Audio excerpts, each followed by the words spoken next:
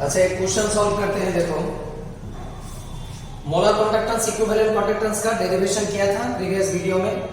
Page number देखो 40, page number 40 question number 45, page number 40 question number 45। Resistance of n by 50 NaCl। अच्छा n by 50 का मतलब क्या है? n बाई 50 का मतलब है 1 बाई 50n, मतलब ये वैल्यू नॉर्मेलिटी में है। इतना नॉर्मल NaCl गिवन है, ये नॉर्मेलिटी का वैल्यू नॉर्मेलिटी में दिया है कंसंट्रेशन, और इसका रेजिस्टेंस का वैल्यू दिया है 400 ओहम, 400 ओहम। अच्छा यहां पर एक चीज बता देते हैं इसको सॉल्व करने से पहले, क्या है सेल कांस्टेंट। सेल कांस्टेंट ये था हम लोग का इलेक्ट्रोलाइटिक सेल, जिसमें 2 इलेक्ट्रोड होगा, एक चेंबर होगा। ये क्या है? लेंथ ऑफ द सॉल्यूशन, और ये जो सॉल्यूशन होगा उसका ये होगा क्रॉस सेक्शनल एरिया। तो for a particular cell, for a particular cell, अगर ये मेरा सेल फिक्स्ड होगा, कंटेनर का साइज फिक्स्ड, तो ये लेंथ भी क्या होगा? कांस्टेंट। और सॉल्यूशन का वॉल्यूम भी कांस्टेंट, तो एरिया भी क्या होगा? कांस्टेंट। तो for a particular cell L constant, A constant, तो ये L बाय A को क्या बोलते हैं? Cell constant. ये है सेल कांस्टेंट का डेफिनेशन, L बाय A। और इसका यूनिट क्या होगा? सेंटीमीटर बाय सेंटीमीटर स्क्वायर, मतलब क्या होगा? Centimetre inverse. Centimetre centimetre square cancel करके एक सेंटीमीटर ऊपर जाएगा, इनवर्स। तो सेल कांस्टेंट क्या है? L by A। ये पता चल गया। अब क्वेश्चन में आ जाओ। क्वेश्चन में कंसंट्रेशन दिया है नॉर्मेलिटी में, और क्या दिया है? रेजिस्टेंस, और क्या दिया है? सेल कांस्टेंट का वैल्यू दिया है। कितना दिया है? Cell constant L by A, इसका वैल्यू है 1.1, ये गिवन है। और फाइंड आउट करना है इक्विवेलेंट कंडक्टिविटी, मतलब लैम्डा इक्यू निकालना है। तो सबसे पहले रेजिस्टेंस क्या था? Rho into L by A, ये था रेजिस्टेंस का एक्सप्रेशन, बताए थे हम प्रीवियस वीडियो में। तो यहां से क्या आएगा? रेजिस्टेंस का वैल्यू 400, रो नहीं पता, L बाय A पता है, कितना है? 1.1, ये 1.1। तो यहां से निकल जाएगा रो 400 बाय 1.1। फर्दर रो को अगर हम करेंगे 1 बाय कप्पा, तो ये क्या हो जाएगा? 400 बाय 1.1, क्योंकि आप लोगों को पता है कप्पा क्या है, हम बताए थे 1 by rho, reciprocal, specific conductance, specific resistance. तो यहां से कप्पा क्या आ जाएगा? 1.1 बाय 400, निकल गया कप्पा। बस अब कप्पा मिल गया। इसके बाद क्या फाइंड आउट कर सकते हैं? Equivalent conductivity. क्या था एक्सप्रेशन? इक्विवेलेंट कंडक्टिविटी का एक्सप्रेशन था कप्पा इनटू 1000 बाय n, ये था अगली का एक्सप्रेशन, बताए थे। अब कप्पा का वैल्यू क्या है? 1.1 बाय 400 इनटू 1000 डिवाइडेड बाय, ये हो गया कप्पा का वैल्यू, पुट किया। और कप्पा का वैल्यू के बाद नॉर्मेलिटी कितना है? 1 बाय 50, ये हो गया नॉर्मेलिटी। तो ये क्या हो जाएगा? 2 जीरो कैंसिल, ऊपर में हो जाएगा 10 इंटू 1.1 11, और ये 50 क्या होगा? ऊपर जाएगा, ये आ जाएगा वैल्यू, दैट इज क्या आएगा? 550, 55, यही आ रहा है क्या? ओ 550 डिवाइडेड बाय, और एक चीज है तो यहां 4 डिवाइडेड बाय 4, जीरो कैंसिल हुआ है, तो ये 550 बाय 4, फिर क्या आ जाएगा? 137.5। ऑप्शन क्या होगा? ऑप्शन होगा बी, निकल गया ऑप्शन बी। अच्छा इसके बाद नेक्स्ट क्वेश्चन देखो, क्वेश्चन नंबर 13, क्वेश्चन नंबर 13।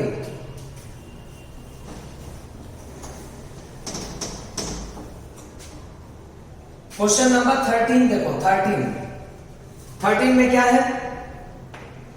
13 नहीं 33, sorry 33, question number 33, page number 39। इसमें क्या दिया है? Resistance of 0.2 molar solution, 0.2 molar solution, इसके लिए रेजिस्टेंस क्या है? गिवन है। रेजिस्टेंस का एक्सप्रेशन क्या था? Rho into L by A। कितना दिया है रेजिस्टेंस? 50 ओहम। और क्या दिया है? स्पेसिफिक कंडक्टेंस दिया है कप्पा, और उसके बाद कंसंट्रेशन चेंज किया। अच्छा जो भी है, ये रो को क्या लिख सकते हैं हम? 1 by kappa into L by A. तो ये हो गया मेरा 50 1 बाई कप्पा। कप्पा का वैल्यू कितना दिया है 1.4 सेल कांस्टेंट, सेल कांस्टेंट नहीं स्पेसिफिक कंडक्टेंस 1.4। बस यहां से क्या निकल जाएगा L by A cell constant कितना होगा 50 इंटू 1.4, ये निकल गया सेल कांस्टेंट। अब क्या किया है सॉल्यूशन का कंसंट्रेशन चेंज किया है 0.5 मोलर। कंसंट्रेशन चेंज करने से क्या चेंज होता है रेजिस्टेंस चेंज होता है, कंडक्टेंस चेंज होता है, लेकिन सेल कांस्टेंट चेंज नहीं होगा, ये वाला वैल्यू सेम रहेगा। तो यहां पर क्या है resistance rho into L by A. देखो रेजिस्टेंस अब चेंज हो गया, अभी बताया चेंज होगा, कितना हो गया 280। रेजिस्टेंस बढ़ गया क्योंकि कंसंट्रेशन बढ़ गया, कंसंट्रेशन इंक्रीज हुआ तो रेजिस्टेंस भी इंक्रीज हुआ।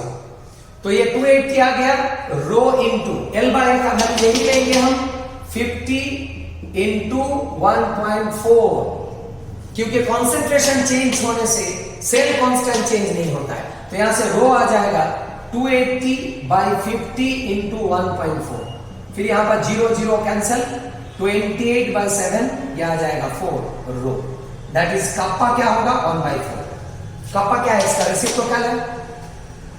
तो ये जो कप्पा था ये 0.2 मोलर का कप्पा, और ये जो कप्पा है ये 0.5 का कप्पा अलग है। अब क्या निकालना है फिर से वही है 0.5 मोलर सॉल्यूशन।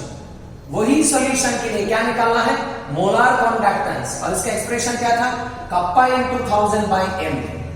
अब ये जो कप्पा है कौन सा कप्पा है ये वाला कप्पा नहीं है, ये वाला कप्पा है क्योंकि 0.5 सेम है ना कंसंट्रेशन। ये वाला कप्पा लेना है 1/4 1000 बाई मोलारिटी कितना है 0.5। बस ये होगा आंसर 1000 और 4 इंटू 0.5 मिला के क्या होगा 2 आ जाएगा 500। ये हो गया मोलर कंडक्टेंस। तो ये क्या हो जाएगा 5 इंटू 10 स्क्वायर। ऑप्शन होगा डी, निकल गया ऑप्शन डी। ऐसे और भी क्वेश्चन होगा रेजिस्टेंस रिलेटेड। अच्छा यहां पर थोड़ा एक थ्योरी बता देते हैं।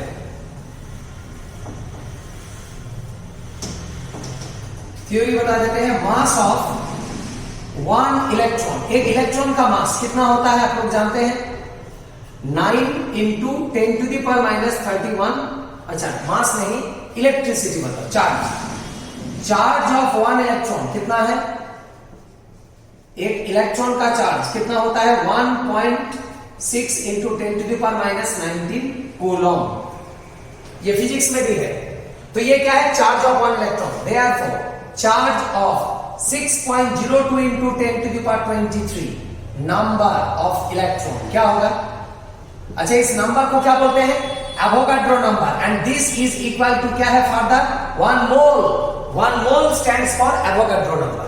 तो 1 मोल इलेक्ट्रॉन के लिए क्या होगा ये value 1.6 into 10 to the power minus 19 into कितना है ये 6.02 इंटू 10 टू द पावर 23 इतना कूलम आएगा। 1 इलेक्ट्रॉन के लिए इतना, और ये इलेक्ट्रॉन के लिए क्या होगा ये मल्टीप्लाई हो जाएगा इसके साथ। तो ये वैल्यू अप्रोक्सीमेटली क्या आता है 96500 कूलम ये आता है। अच्छा ये जो चार्ज निकाला है कितना इलेक्ट्रॉन के लिए एवोगाड्रो नंबर। एवोगाड्रो नंबर मतलब 1 मोल, मतलब ये जो वैल्यू है किसके लिए 1 मोल। 1 मोल मतलब पर मोल, पर मोल के लिए है ये वैल्यू। और इसी को हम लोग क्या लिखते हैं फर्दर 1 फैराडे। एफ क्या है यहां पर फैराडे। फैराडे क्या है क्वांटिटी ऑफ इलेक्ट्रिसिटी का यूनिट, बिगर यूनिट। तो आपको क्या पता चल गया चार्ज ऑफ 1 मोल इलेक्ट्रॉन कितना है 1 मोल इलेक्ट्रॉन का चार्ज कितना मिला 1 फैराडे। प्रूव कर दिया, बताए थे ना ये प्रूव करेंगे, तो अभी प्रूव कर दिया। Similarly charge of 2 mole electron कितना होगा 2 Faraday. Charge of 3 mole electron कितना होगा 3 फैराडे, एंड सो ऑन ऐसे चलते रहेगा। 1 फैराडे मतलब 96500 कूलम, 2 फैराडे मतलब 2 into 96500 coulomb, 3 faraday means 3 into 96500 coulomb. तो ये हो गया 1 faraday equal to charge of 1 mole electron. तो ऐसे बहुत सारा रिएक्शन होता है। देखो जैसे सोडियम जब कैथोड में डिपोजिट होता है तो क्या होता है रिडक्शन और ये प्रोसेस बताए थे ना रिएक्शन एट कैथोड एनोड थोड़ा देर पहले प्रीवियस वीडियो में। तो Na प्लस सोडियम में कन्वर्ट हो रहा है। अच्छा यहाँ कितना मोल इलेक्ट्रॉन इन्वॉल्व है, कितना मोल? 1 मोल। और ये कन्वर्शन अपने आप होगा, इलेक्ट्रिसिटी देना है, इलेक्ट्रिसिटी बता दो कितना देना है इलेक्ट्रिसिटी। अभी बताया 1 मोल इलेक्ट्रॉन के लिए कितना चार्ज चाहिए, 1 फैराडे। बताया नहीं बताया 1 फैराडे 1 मोल। सिमिलरली अगर ये रिएक्शन आएगा एग्जाम में, कैल्शियम आयन, बताओ कैल्शियम आयन को कैल्शियम में डिपॉजिट करने के लिए कितना चाहिए, 1 मोल के 2 मोल इलेक्ट्रॉन। यहां पर कितना चाहिए था 1 मोल, लेकिन यहां कितना चाहिए 2 मोल। बताओ इलेक्ट्रिसिटी कितना चाहिए 2 फैराडे। जैसे यहां पर 1 मोल के लिए 1 फैराडे, 2 मोल के लिए 2 फैराडे। अभी बताया। सिमिलरली एल्यूमिनियम आयन अगर होगा, इसको डिपॉजिट करने के लिए, डिस्चार्ज करने के लिए कितना इलेक्ट्रॉन चाहिए 3 मोल। 3 मोल इलेक्ट्रॉन मतलब कितना इलेक्ट्रिसिटी चाहिए 3 फैराडे। तो ये हो गया कैलकुलेशन। अब देखो unit of quantity of electricity. Quantity of electricity का यूनिट क्या है, 2 यूनिट है, एक है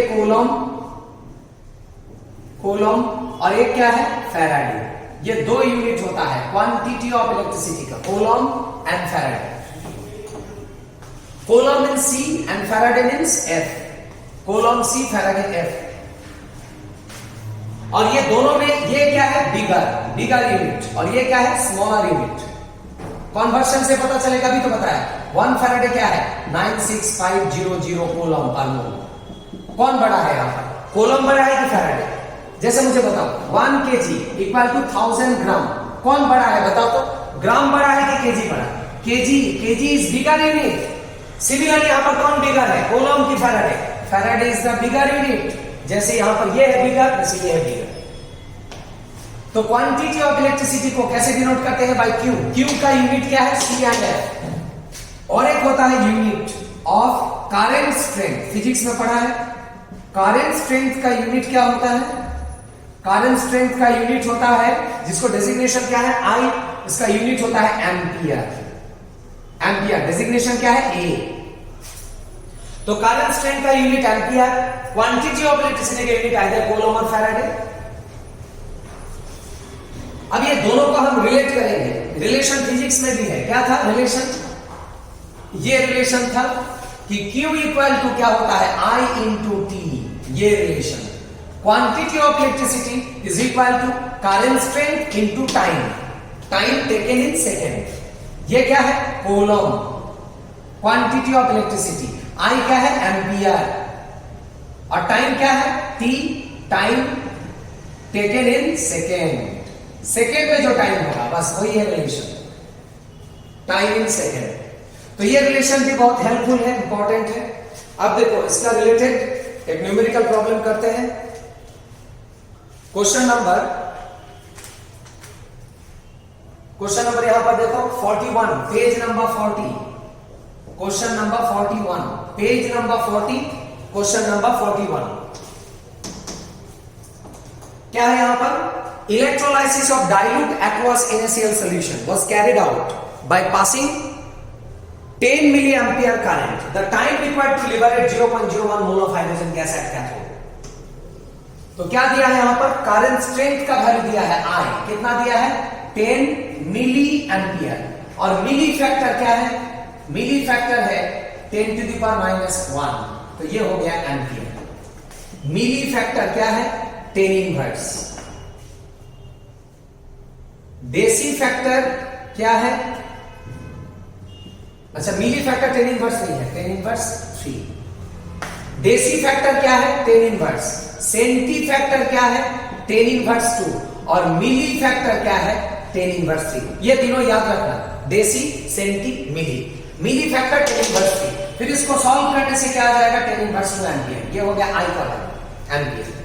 और क्या दिया है यहां पर, इलेक्ट्रोलाइसिस कैथोड में लिबरेट हुआ है। क्या लिबरेट हुआ है, हाइड्रोजन। अच्छा हाइड्रोजन कहां से लिबरेट होता है, ये बताए थे हम, फ्रॉम H+। और कैथोड में क्या होता है रिडक्शन, मतलब गेन ऑफ इलेक्ट्रॉन। और क्या मिलेगा, ये मिलेगा। ये रिएक्शन लेना है, लिख के नहीं दिया आपको, समझ लेना है। ये रिएक्शन बताए थे हम इलेक्ट्रोलाइसिस में। तो H प्लस प्लस इलेक्ट्रॉन मिलेगा H, but hydrogen exist as H2, इसीलिए यहां पर करना हाफ H2G। बस ये हो गया रिएक्शन कैथोड में। क्या प्रोसेस है ये? Reduction process, reduction. और कितना मोल इलेक्ट्रॉन इन्वॉल्व है यहां पर? 1 मोल। 1 मोल इलेक्ट्रॉन मतलब कितना इलेक्ट्रिसिटी? 1 फैराडे। और कितना मोल गैस मिल रहा है? Half mole gas, half mole. और कंडीशन क्या है यहां पर? 0.01 मोल का निकालना है। टाइम कितना लगेगा लिबरेट करने के लिए? अच्छा, हाफ मोल यहां पर मतलब कितना मोल? 0.5 मोल। और गैस है मतलब क्या होगा? लिबरेट होगा, लिबरेट होगा। तो यहां पर 1 फैराडे का मतलब क्या है? For the 96500 coelom. तो हम लैंग्वेज में लिख सकते हैं 0.5 मोल hydrogen gas liberated by passing कितना इलेक्ट्रिसिटी? इतना मोल लिबरेट होगा, कितना इलेक्ट्रिसिटी पास करके? 96500 कोलोम इलेक्ट्रिसिटी। देयरफॉर आपको कितना मोल पास लिबरेट करना है? 0.01 मोल हाइड्रोजन गैस लिबरेट करना है।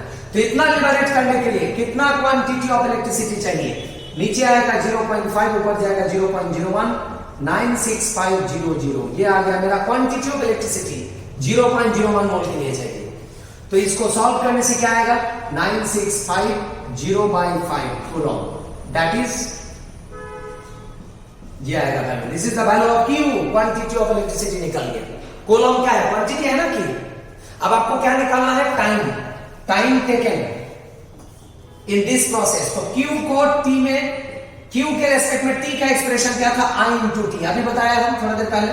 तो यहां से T क्या आएगा? Q/I।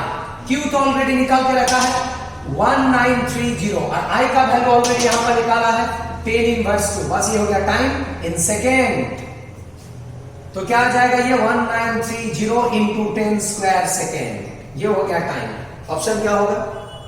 ऑप्शन होगा बी, सेकेंड ऑप्शन।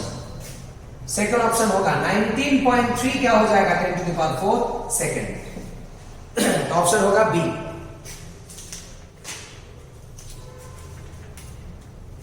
इसके बाद और भी क्वेश्चन है।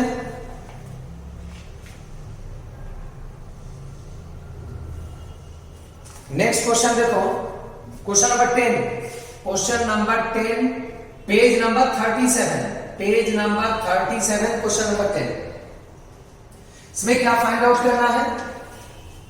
इसमें सिल्वर डिपॉजिट हुआ है, सिल्वर।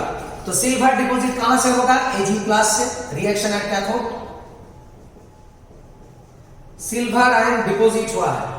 इसको डिपॉजिट करने के लिए कितना मोल इलेक्ट्रॉन चाहिए? 1 मोल। तो मिलेगा सिल्वर सॉलिड। कैथोड में क्या होता है? Reduction, gain of electron.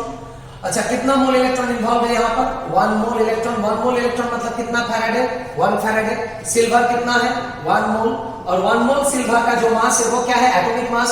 और सिल्वर का एटॉमिक मास क्या है? 108 ग्राम पर मोल। ये है एटॉमिक मास 108। ये याद रखना, बहुत कॉमन वैल्यू है, क्वेश्चन में गिवन नहीं है यहां। तो जो भी है 1 फैराडे। 1 फैराडे मतलब 96500 कूलम। तो हम यहां पर लैंग्वेज में लिख सकते हैं 96500 कूलम इलेक्ट्रिसिटी डिपॉजिट। कितना डिपॉजिट कर रहा है? इतना इलेक्ट्रिसिटी कितना सिल्वर डिपॉजिट कर रहा है? 108 ग्राम सिल्वर। देयरफॉर आपको कितना में निकालना है क्वेश्चन में? 9650 कूलम। इतना कूलम इलेक्ट्रिसिटी कितना डिपॉजिट करेगा? तो क्या होगा? 96500 नीचे आएगा, ऊपर में जाएगा 9650 इंटू 108। ये होगा वैल्यू। ये नीचे जाएगा और ये ऊपर जाएगा। फिर इसको कैंसिल करके नीचे क्या आ जाएगा? 10। फिर 108/10 क्या हो जाएगा? 10.8 ग्राम सिल्वर। ऑप्शन क्या होगा? ऑप्शन होगा बी। ऑप्शन होगा बी। इसके बाद नेक्स्ट देखो, electrolysis related question. Question number 34 देखो, 34। क्वेश्चन नंबर 34, पेज नंबर क्या है? Page number 39। इसमें क्या पूछा है? इसमें फाइंड आउट करना है the metal that can not B obtain bye electrolysis. कौन सा मेटल इलेक्ट्रोलाइसिस से नहीं मिलेगा? ये हो गया एक मेटल जो इलेक्ट्रोलाइसिस से मिल रहा है, मेटल, सिल्वर आयन से सिल्वर, कैल्शियम आयन से कैल्शियम, उसके बाद कॉपर आयन से कॉपर, और क्रोमियम आयन से, क्रोमियम 3+ स्टेट में होता है जनरली, 3+ स्टेट से क्रोमियम। तो ये हो गया मेरा 4 option, A, B, C and D. बताओ यहां पर कौन सा मेटल एक्सट्रैक्ट करना डिफिकल्ट है, can not be prepared, which one metal? Question में क्या दिया? Metal, not metal ion. ये सब क्या है? Metal ion. आपको क्या डिपॉजिट करना है? मेटल। कौन सा मेटल? ऑप्शन क्या होगा? बी। इसको डिपॉजिट करना क्या है? डिफिकल्ट है, क्योंकि क्या है ये? Reactive metal. S block element है कि नहीं है? कैल्शियम। सिल्वर तो नोबल मेटल, कॉपर भी नोबल, और क्रोमियम भी उतना ज्यादा रिएक्टिव नहीं है। D block, D block, D block, D block. ये क्या है? S block. कैल्शियम का प्रॉपर्टी क्या है? Just like sodium, much more reactive. और जो मच मोर रिएक्टिव होता है वो न्यूट्रल स्टेट में नहीं होता है, आयन स्टेट में होता है। तो इसीलिए कैल्शियम नहीं मिलेगा, डिफिकल्ट। ऑप्शन क्या होगा? बी। इसके बाद नेक्स्ट देखो क्वेश्चन नंबर 37, वही पेज में 37। क्वेश्चन नंबर 37 क्या देखना है? कॉपर सल्फेट का इलेक्ट्रोलाइसिस। फिर क्या है? Mass of copper deposited at cathode. Copper sulphate break होके क्या देगा? कॉपर आयन, और क्या देगा? Sulphate ion. तो कैथोड में क्या मिलेगा? एट कैथोड, कैथोड में कौन मूव करता है? कैटायन। कैटायन कौन है? Copper ion. कितना इलेक्ट्रॉन लेगा? 2 मोल इलेक्ट्रॉन गेन करेगा और कॉपर में डिपॉजिट होगा। अब यहां कितना मोल इलेक्ट्रॉन है? 2 मोल इलेक्ट्रॉन। 2 मोल इलेक्ट्रॉन मतलब कितना इलेक्ट्रिसिटी चाहिए? 2 फैराडे। कॉपर कितना मोल है यहां पर? 1 फैराडे, 1 मोल। 1 मोल कॉपर का जो मास है वो क्या है? Atomic mass. कितना था एटॉमिक मास? 63.5 ग्राम पर मोल। ये वैल्यू था। अब क्वेश्चन में देखो दिया है कितना फैराडे पास किया? क्वेश्चन में 2 फैराडे ही पास किया है। क्वेश्चन में भी 2 फैराडे पास किया है, इक्वेशन के हिसाब से भी 2 फैराडे। तो 2 फैराडे पास करने से कितना मिलेगा? 63.5। ऑप्शन क्या होगा? ऑप्शन होगा बी। बी में है। अच्छा, ये जो एटॉमिक मास है ये सब याद रखना। कॉपर का एटॉमिक मास 63.5, सिल्वर का एटॉमिक मास 108। ये दोनों वैल्यू बहुत कॉमन है ये चैप्टर के लिए, आते रहता है। और ये एटॉमिक मास कहां मिलेगा? एनसीईआरटी का पीछे में जाना, वहां पीछे में क्या है? एनसीईआरटी के पीछे में लॉग टेबल भी मिलेगा और ये सबका एटॉमिक मास भी मिलेगा, एलिमेंट का एटॉमिक मास। तो ये सब याद करके रखना है। तो ये हो गया क्वेश्चन।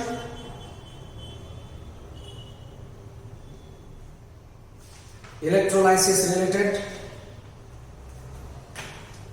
अच्छा, और भी क्वेश्चन होगा नेक्स्ट क्लास में करेंगे आज, ठीक है? आज यहां तक ही रखो। ओके।